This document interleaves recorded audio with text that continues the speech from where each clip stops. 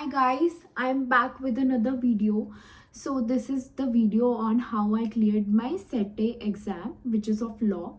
I scored 74 marks and definitely it is a tougher exam than the cost because it is very technical exam and case study based exam. It will require 5 to 6 days of preparation and अच्छी preparation करके जाना because ये 6th exam में भी काम आएगा.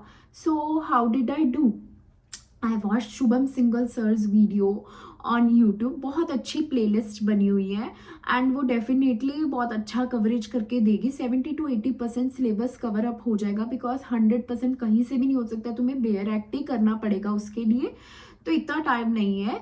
तो वो अच्छे से वीडियोस और नोट्स देख लेना. उनके नोट्स आराम से टेलीग्राम के थ्रू मिल जाएंगे. अगर 15 to 20 डेज पहले तुम्हें पता है कि तुमने इस डेट को एग्जाम देना है तो तुम MCQ बुकलेट भी ऑर्डर कर सकते हो. उसको 6 to 7 डेज लगेंगे. वो हर्ष गुप्ता सर की चाहे कर लो, चाहे शुभम सिंगल सर की वेबसाइट से कर लो प्लीज़, क्योंकि उसमें जो केस स्टडी बेस्ड MCQs है वो तुम्हें हेल्प करेंगे कि कैसे एग्जाम में करना है, क्योंकि थोड़ा सा टफर एग्जाम है ये. उसके बाद आते हैं इम्पॉर्टेंट टॉपिक्स पर. जो first 3 chapters of companies act है वो बहुत इंपॉर्टेंट है. Please don't give up on these chapter because ये थोड़े से टेक्निकल चैप्टर है और बहुत सारी लिमिट्स हैं, बहुत सारी पेनल्टीज हैं. ये ज़रूर करके जाना क्योंकि किसी ना किसी चैप्टर की केस स्टडी में ये ज़रूर आ जाते हैं. तो ये चैप्टर्स मत छोड़ के जाना. फिर चैप्टर 4th भी बहुत इंपॉर्टेंट है, इंस्पेक्शन एंड इंक्वायरी वाला. वो भी मत छोड़ के जाना. वो बहुत अच्छा चैप्टर है और काफ़ी कुछ सीखने को भी मिलता है उस चैप्टर में.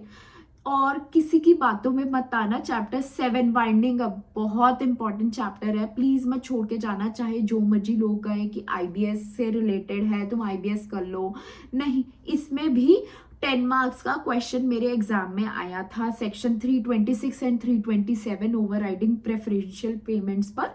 तो वो ज़रूर देख के जाना चैप्टर और कैसे उसके क्वेश्चन है. प्रैक्टिकल क्वेश्चन था, वो ज़रूर आया था मेरे एग्जाम पे, तो वो देख के जाना. उसके बाद सेबी एक्ट में हम सेबी एक्ट और LODR और ICDR ये तीनों रेगुलेशंस कर लेना अच्छे से, क्योंकि इन्हीं पे क्वेश्चंस आएंगे. सेबी एक्ट 20 मार्क्स का कवर होता है. इन तीनों पे ही बने हुए थे क्वेश्चंस और स्कोरिंग है SEBI act, I will say. तो बाकी अगर टाइम बचे तभी करना बाकी सारी रेगुलेशंस. उसके बाद जो कॉर्पोरेट एंड इकोनॉमिक लॉज में इकोनॉमिक लॉज है तो वो बहुत तीनों चैप्टर इंटरेस्टिंग भी है और इम्पॉर्टेंट भी है.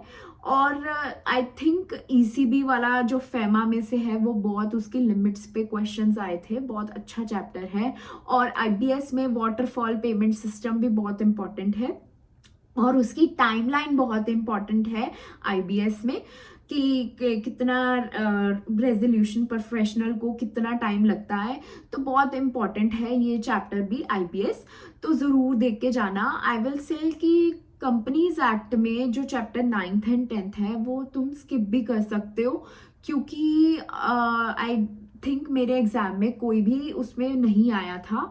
तो बाकी सारे चैप्टर्स मैंने बता दिए जो जो छोड़ सकते हो. बाकी चैप्टर्स ओवरव्यू और अच्छे से कर लेना. साथ में MCQ ज़रूर रेफर कर लेना तो तुम्हारा अच्छे से हो जाएगा.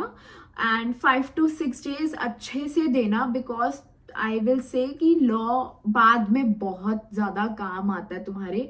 और IBS तो ऐसा चैप्टर है कि इंसॉल्वेंसी प्रोफेशनल तुम्हारा करियर भी बन सकता है. वो चैप्टर बन के काफ़ी अच्छा इंटरेस्टिंग चैप्टर था, वो तुम ज़रूर करना.